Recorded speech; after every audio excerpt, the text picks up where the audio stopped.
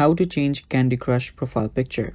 Hello guys, this is Atticus and welcome back to another tutorial video. In today's video, I'll teach you guys how you can change your Candy Crush profile picture. So without any further ado, let's dive right into it. So the first step here is open up your Candy Crush. After you open up your Candy Crush, what you'll then need to do is tap on the play button. And if you tap on your profile on the top middle, you'll notice that you cannot actually change your profile picture from here.